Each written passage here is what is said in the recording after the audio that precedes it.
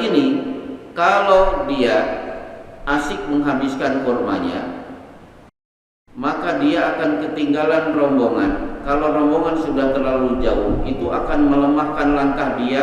Seperti Ka'ab bin Malik, kan telat ikut perang Tabuk, dia kan entar-entar, tiba-tiba temannya sudah jauh. Akhirnya apa? Semangat untuk berperang hilang. Akhirnya dia termasuk orang yang duduk manis di rumah sementara teman-temannya mempertaruhkan nyawa di medan perang. Baik, akhirnya orang ini betul-betul mati terbunuh. Berarti orang ini satu di antara 70 orang yang mati syahid di medan Uhud. Saking banyaknya korban menyebabkan satu liang diisi oleh 2 mayit. Akhirnya dalam riwayat yang lain, ternyata Anas bin Nadhr yang diceritakan oleh Anas bin Malik ikut mati terbunuh pada medan Uhud. Ternyata satu pun sahabat tidak ada yang mengenali mayatnya. Saking rusaknya tubuh Anas bin Nadhr karena dicacah-cacah oleh orang kafir. Siapa yang kenal? Adiknya perempuan datang ke TKP, dilihat dari jari-jari kaki, ini jari kaki kakakku. Berarti kan betapa rusaknya tubuh Anas bin Nadhr. Baik, selesai hadis dari Jabir, kita masuk hadis dari Abu Hurairah radhiyallahu anhu. Qala jaa rajulun ila Nabi sallallahu alaihi wasallam faqala ya Rasulullah ayu sadaqati a'damu ajran? Qala anta saddaqa wa anta sahihun syahihun tahsal faqra wa ta'mulul ghina wa la tumhil hatta idza balagatil hulqum. Qultu li fulanin kada wa li fulanin kada wa qad kana li fulanin. Wahai Rasulullah, sedekah apa yang paling afdol? Beliau menjawab, engkau bersedekah saat sehat, harta banyak, takut miskin, banyak cita-cita. Jangan tunda-tunda, segera bersedekah. Jangan sampai bersedekah ketika nyawa sudah di tenggorokan. Saking paniknya bukan mengucapkan la ilaha illallah, tapi teriak-teriak, hartaku untuk masjid, harta yang ini untuk yatim piatu, padahal harta itu sudah berpindah kepada ahli waris. Baik, kita pahami hadis ini. Kalimat pertama, sedekah apa yang paling afdal? Kata Syekh Abdurrahman Al-Basam, ada 5. 1, ditinjau dari segi pelaku. Siapa yang paling afdal? Ya Rasulullah, ayu sadaqati afdal? Sedekah apa yang paling afdal? Qala juhdul mukil, sedekah dari orang miskin. Jadi si A, Pak Satpam, gajinya UMR, rumah masih ngontrak. Si B, Dirut Pertamina, gajinya berapa Pak Dirut Pertamina? Nggak bisa ngitung ya, nggak bisa. Si Dirut Pertamina bersedekah 20 juta.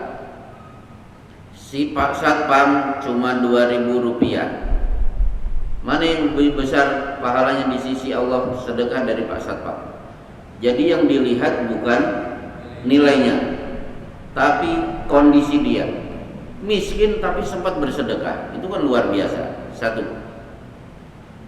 2, ditinjau dari segi penerima, maka sedekah yang paling afdal diberikan kepada orang tua dan kerabat.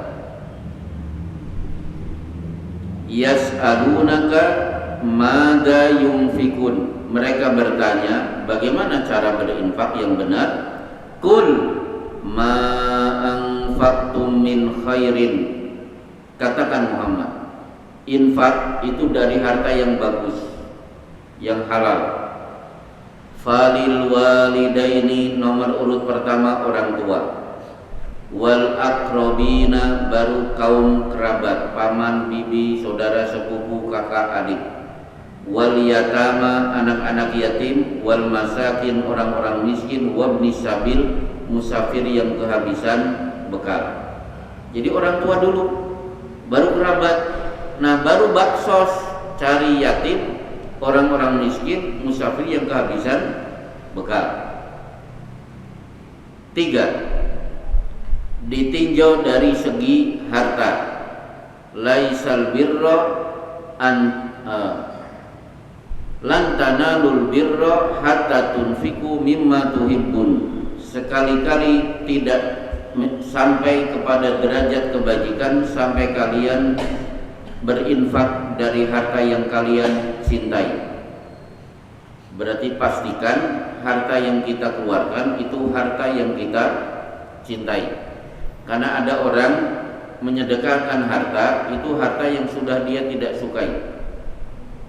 Contoh, pengalaman saya, ibu-ibu, bapak-bapak, ada saudara-saudara kita di sana butuh bantuan baju. Silahkan bersedekah dari baju layak pakai. Ternyata apa?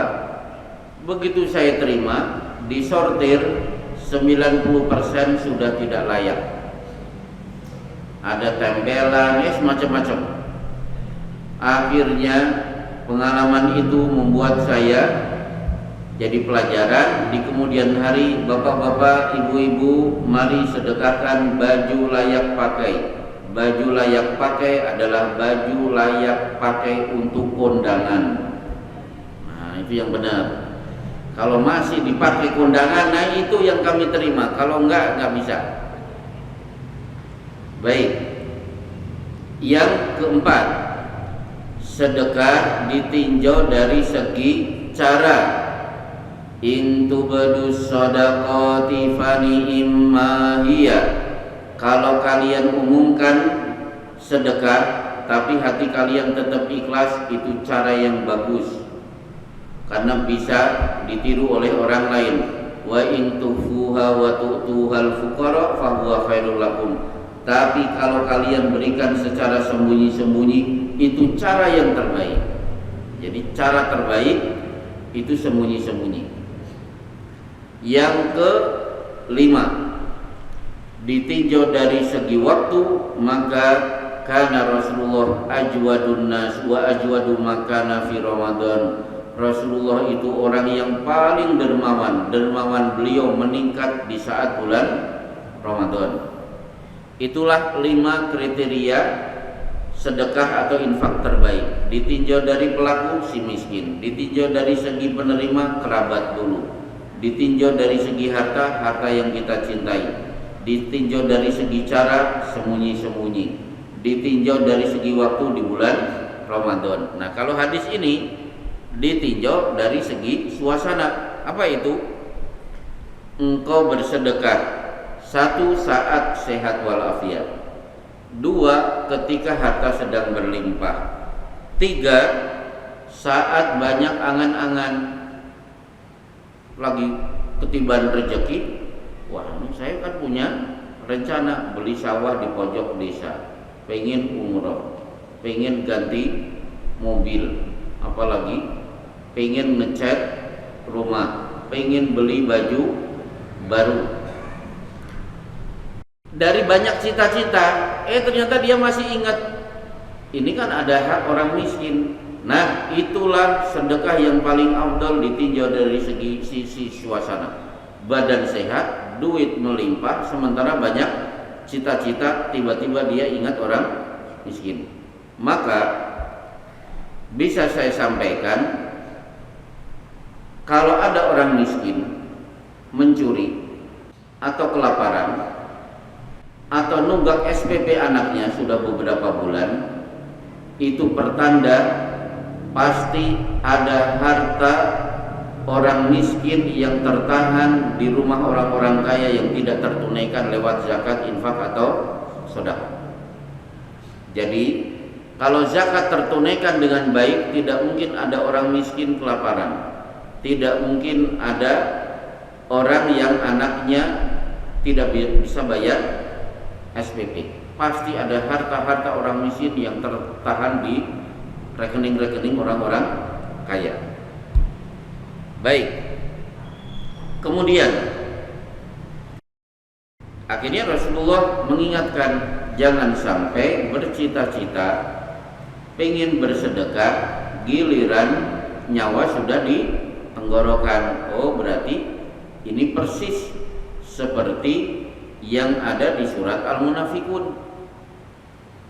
Allah berfirman, wa anfiqu mimma razaqnakum min qabli ayyatiya ahadakumul maut id qala rabbi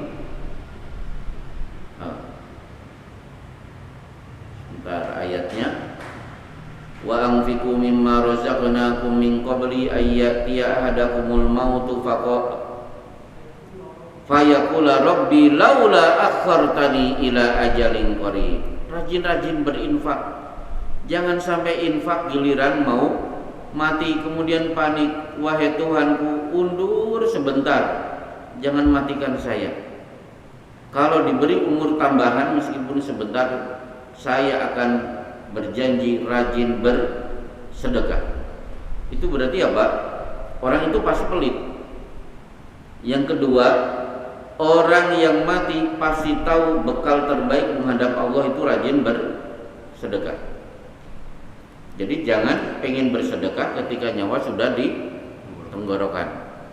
Jadi justru saat sehat, melimpah, banyak cita-cita, rajin-rajin bersedekah. Dari hadis ini berarti harta akan beralih kepemilikan setelah kematian kepada ahli waris, dan itu harus diketahui lewat surat An-Nisa ayat 9 sampai ayat 12. 4 ayat ini memberikan pelajaran kepada kita tentang aturan membagi harta waris. Jadi kalau orang sudah mati, dia sudah tidak punya kepemilikan harta lagi, beralih kepada ahli warisnya.